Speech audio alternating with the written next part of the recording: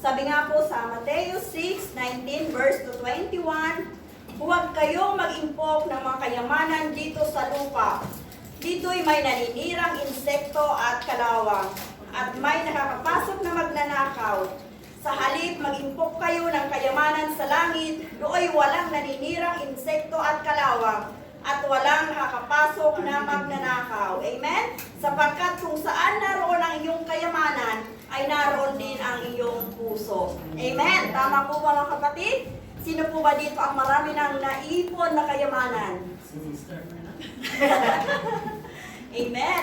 Ayan, wala naman pong sinabi ang Panginoon na masama ang mag-impok ng kayamanan na material na para sa ating buong pamilya. Amen.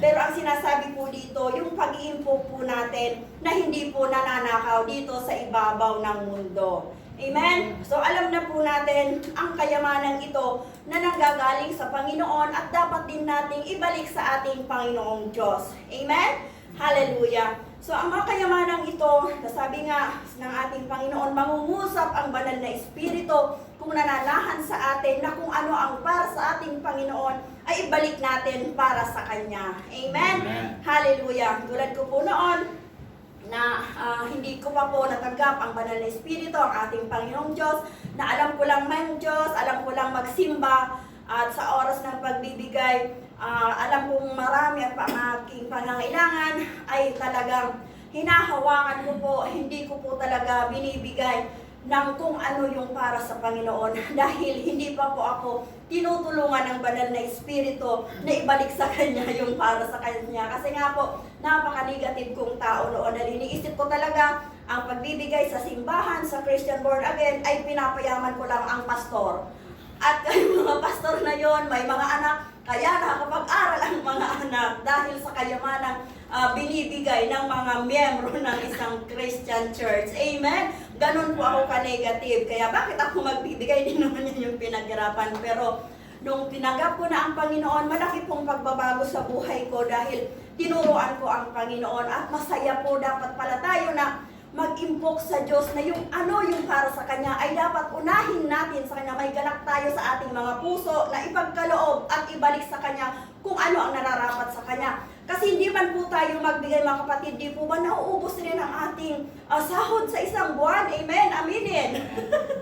Amen? Wala pa nga ating sahod, nangungutang na tayo dahil sa sobra-sobra nating mga pinagkakagastusan sa ating pamilya. Kaya doon ko po napatunay na kahit maubusan ang iba, basta ang Panginoon ang dapat pala nating unahin. Ang saya at ang galak sa puso na magbigay pala tayo sa Diyos. Bakit? Ang lahat ng ating mga kayamanan o lahat ng blessing na natatanggap natin, ito ay nanggagaling din pala sa Kanya. Amen? So, magsaya po tayo na mag-impok sa langit dahil hindi po ito ninanakaw at hindi nasisira ng insekto. Amen? Hallelujah! So, hawakan na po natin ang ating mga ikapo at ito'y ating ipanalangin. Amen? Hallelujah! Thank you, Lord. Yes. Thank you, Jesus. Maraming salamat po, O Diyos, sa banal na Espiritu na tinuruan mo po kami, O Diyos, na mag-impok sa ng kayamanan na ito ay para sa iyo, O Lord. Ang kayamanang ito, patuloy mong pagpalain na hindi ito masira ng insekto at manakaw sa mundong ibabaw, Lord. Dahil kayo po ang mag-iingat at magpoproteksyon nito, na ito naway bendisyonan mo, O Diyos, na magamit lamang sa kapakipakinabang ng iyong bahay-sambahan at sa ikauunlad ng ministeryong pinagkaloob mo po sa amin, Panginoon, Lord God. Hallelujah, balutan mo po ito, Panginoon, ang iyong banal na dugo na magpoproteksyon upang ito ay maging kalugod-lugod sa iyo at patuloy mong pagpalain ang puso ng bawat isa na magkaroon ng kagalakan sa aming mga puso na magpatuloy na magbigay na para sa iyo, O Diyos. At ito, Panginoon, ay makalugdan mo anumang oras ngayon ang magpakailanman, ang pinagkukuhanan ng source of income, ang aming mga employer at ang aming buong pamilya, Lord God. In the mighty name of Jesus, Lord, hallelujah, kayo pong aming tagumpay ng aming buhay.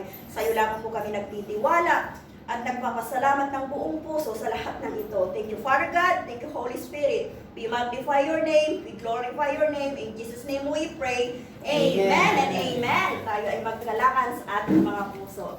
At may ngiti sa ating mga labi. Amen. Amen. Hallelujah.